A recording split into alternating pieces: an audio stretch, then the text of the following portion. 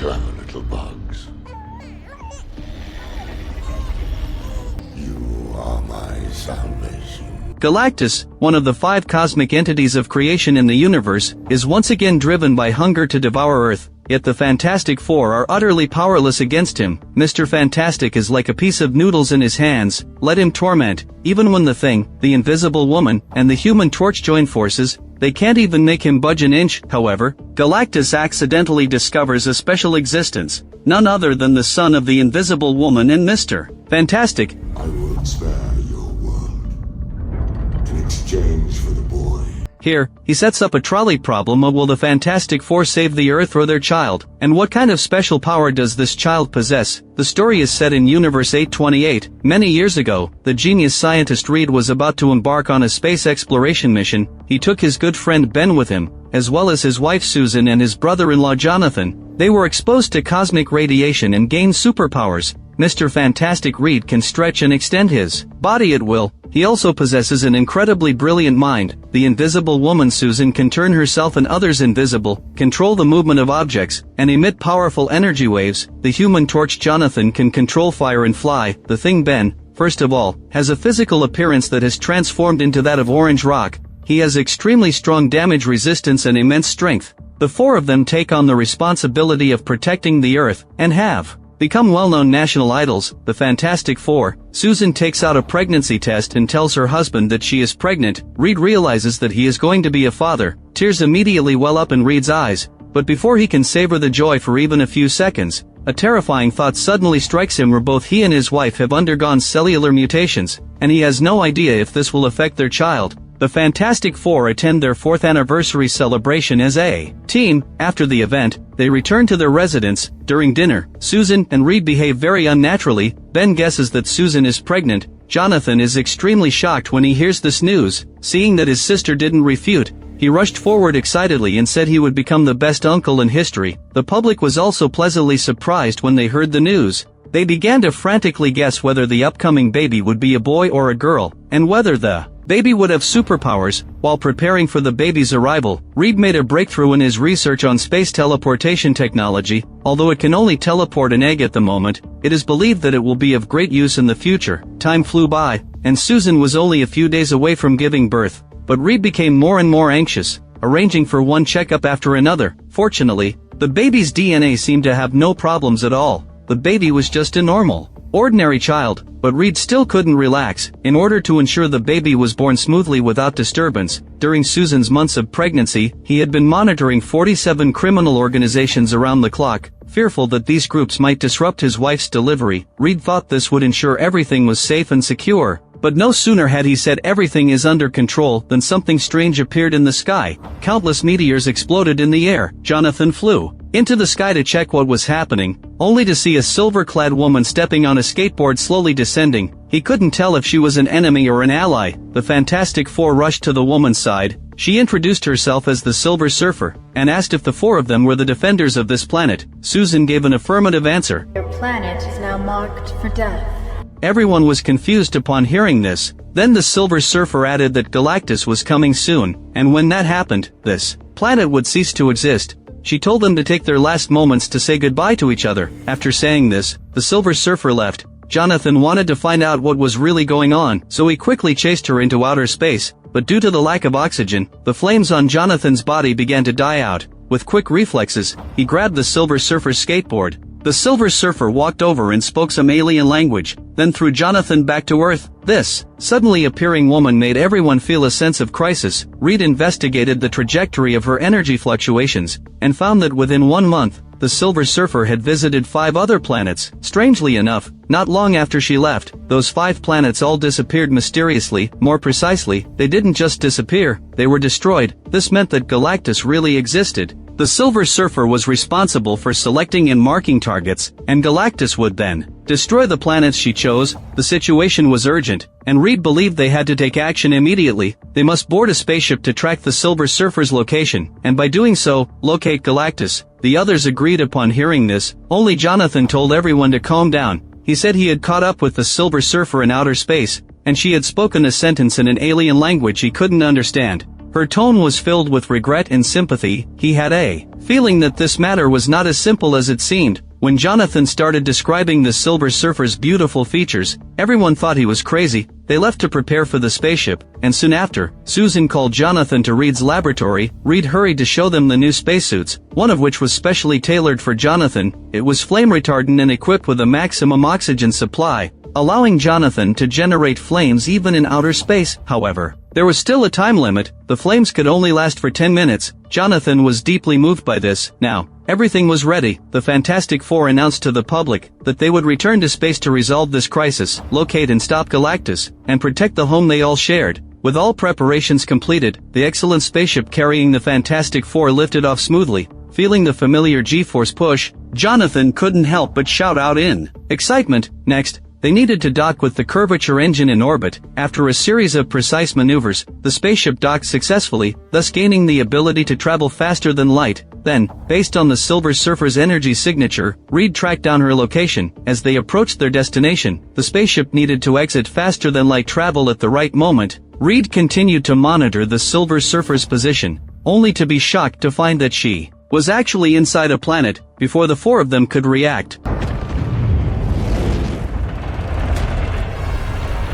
Reed told Ben to exit faster than light travel immediately, and asked Susan to make the spaceship invisible. Susan acted at once. She turned the ship invisible and covered it with a protective shield. When the spaceship stabilized again, everyone looked to the side, only to see that the planet, which had been intact just moments ago, had been destroyed and turned into rubble in the blink of an eye. Reed exclaimed that this planet was much larger than Earth. No sooner had he spoken than a red beam shot out and locked onto the Fantastic Four's spaceship. Ben tried to stabilize the engine, but it was useless. The red beam had an enormous pulling force, and they were completely unable to resist it. At this moment, Reed seemed to have an idea. He turned off the engine immediately, and as he had suspected, it was the spaceship's energy that had attracted the attention of the one who destroyed the planet. With the energy gone, the other party stopped attacking, but before the four could catch their breath, several more beams of light began scanning the spaceship, and finally stopped on Susan's belly. Just then, the Silver Surfer flew above the spaceship. After boarding the ship, she said that Galactus wanted to see them. Reed wanted to go alone, but the Silver Surfer insisted that everyone go. After saying that, she flew out to lead the way. Soon, the Fantastic Four's spaceship landed safely. Everyone put on their spacesuits and stepped out of the ship. Reed ordered the robots to scan the surrounding structures and collect samples, and only then followed the Silver Surfer. Along the way, Reed asked what Galactus wanted. He doesn't want. He feeds.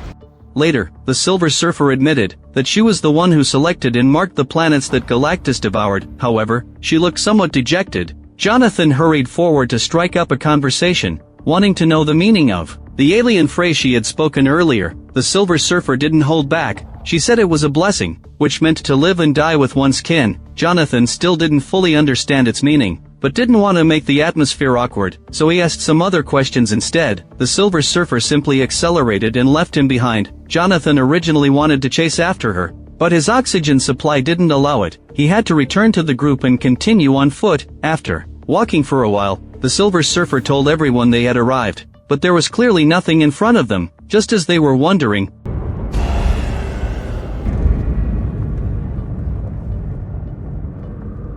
Galactus appeared, exuding an unexpectedly overwhelming presence. He asked if the Fantastic Four had come to beg him to stop. It was such a condescending question. Reed replied that they had come to negotiate. Surprisingly, the other party didn't refute him, and even said that the four of them did have the right to negotiate, and could save their planet, and the bargaining chip was in Susan's belly. He wanted the child inside her, for this child possessed cosmic power, and would inherit the cursed throne. Just as he had done 1 billion years ago, he had once been an ordinary and insignificant being, but had been cursed with eternal hunger, forced to devour planets endlessly. Upon hearing that Galactus's target was her unborn child, Susan firmly stated that she would never let him succeed. Reed repeatedly emphasized that their child was just an ordinary person, and that they had conducted numerous checks before, finding no abnormalities in him whatsoever. Galactus, however, said that this wasn't the case. The little one had hidden his powers. As he spoke, he suddenly moved closer, scaring Susan into shouting that the baby was about to be born. Reed quickly supported his wife,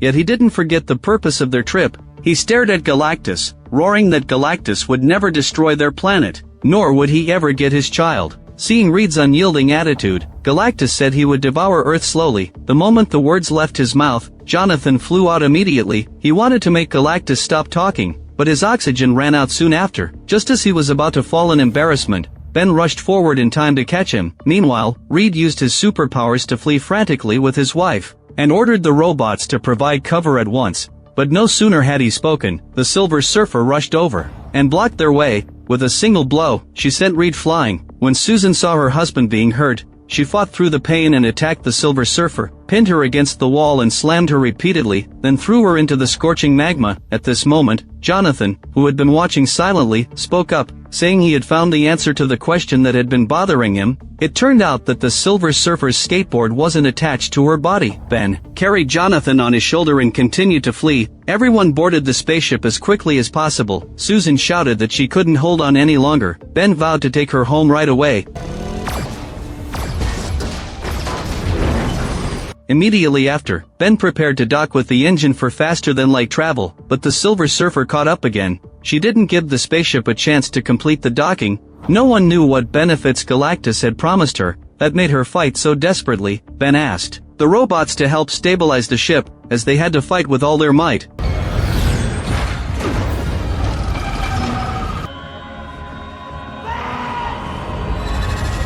This maneuver was truly a narrow escape. Ben exclaimed excitedly that they had finally shaken her off, but in the very next second, the Silver Surfer actually chased them into the wormhole. She really could go anywhere. Susan roared and told them to kill her, but Jonathan couldn't bring himself to do it. Susan angrily asked him whether he chose the woman or his nephew. Jonathan had to go to the weapons platform, lamenting that he had finally met an interesting girl, but despite his words, Jonathan showed no mercy at all. He quickly locked onto the Silver Surfer and fired an energy laser at her. However, the wormhole bent the energy beam, so even with a clear target, the attack couldn't hit her at all. Therefore, all they could do now was leave their fate to chance. Jonathan attacked randomly, and surprisingly, he landed a hit. He was about to celebrate with champagne on the way, only to find the Silver Surfer catching up again. This was because her body was covered in a full silver outer layer, a shell designed by Galactus using cosmic power, which ordinary energy beams couldn't damage at all. Reed knew that continuing to drag this out wasn't a solution. Sooner or later, the Silver Surfer would catch up to them, so he racked his brilliant brain and spotted a black hole ahead. Reed ordered the spaceship to exit faster than light travel at the location he pointed out. Ben followed the order and rushed into the wormhole at high speed. The Silver Surfer followed without hesitation. She had fallen into the trap. Close enough to the stars, she'll get stuck in the gravity well. There'll be a time dilation. Jonathan asked how long the Silver Surfer would be trapped inside, and Reed replied that it would be at least a month. Ben was afraid that they would also be sucked in, but since the Reed had said they would be safe, he obediently followed the orders. When the spaceship was extremely close to the neutron star, Susan used her superpowers to make the spaceship invisible and hide aside. The Silver Surfer had no idea about this. She just chased after the curvature engine and rushed forward. When she saw the curvature engine break apart due to the enormous pressure, it was already too late for her to escape.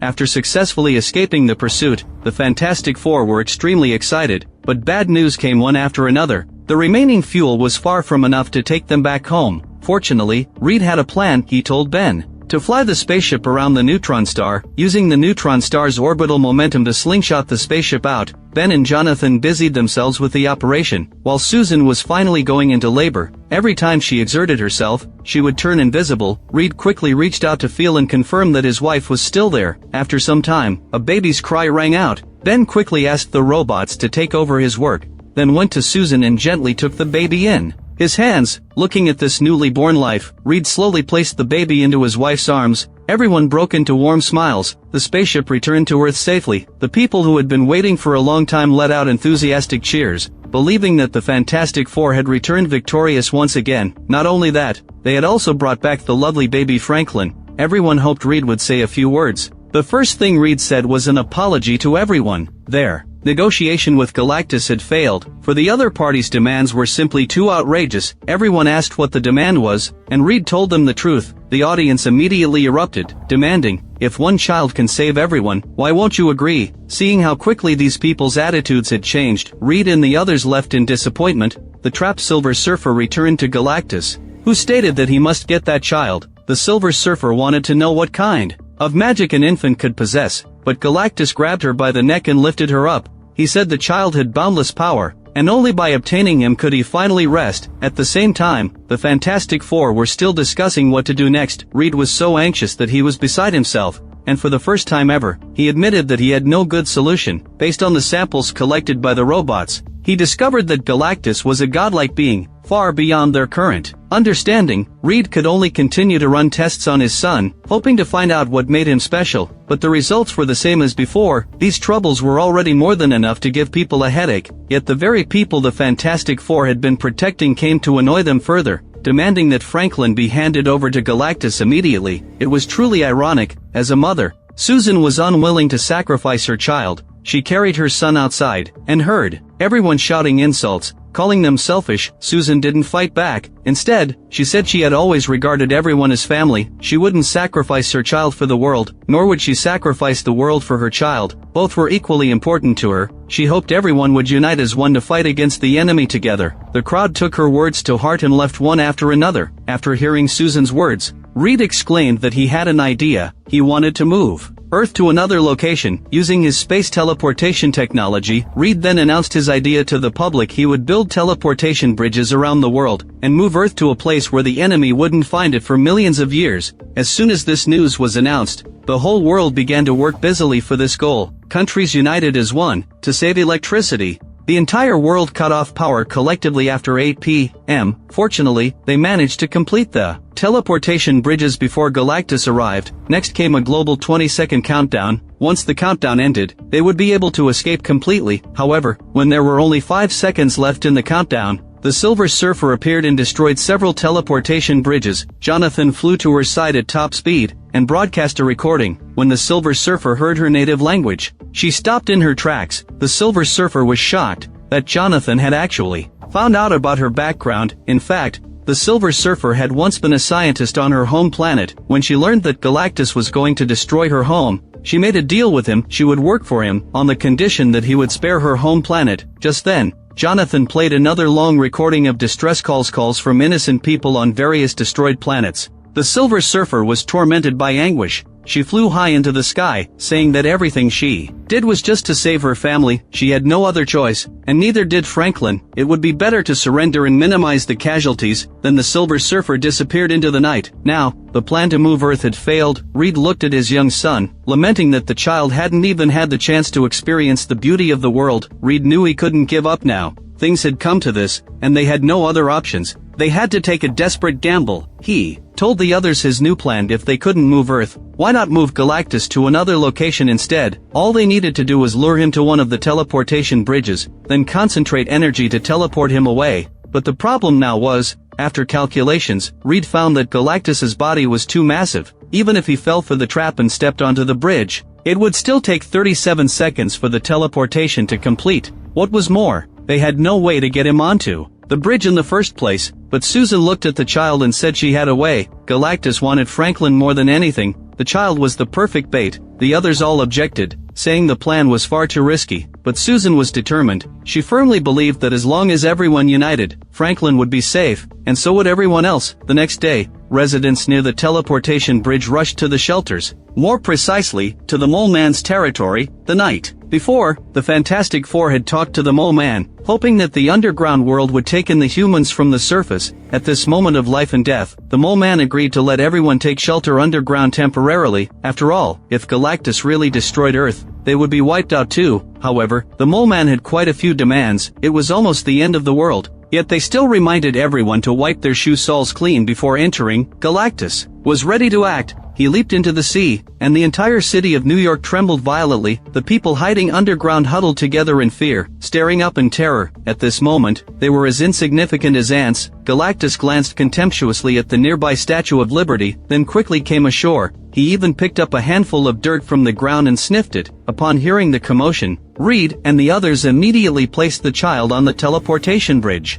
then hid in the shadows. At this moment, Galactus activated his scanning beam, and quickly locked onto Franklin's location. He ignored the surrounding buildings and strode forward.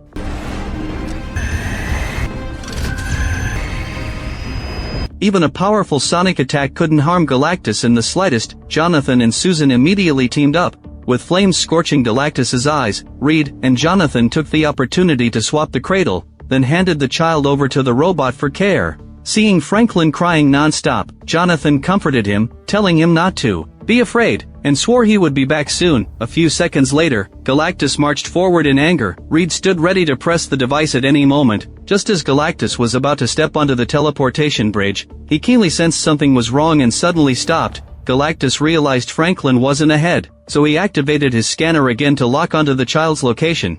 Clever little bugs.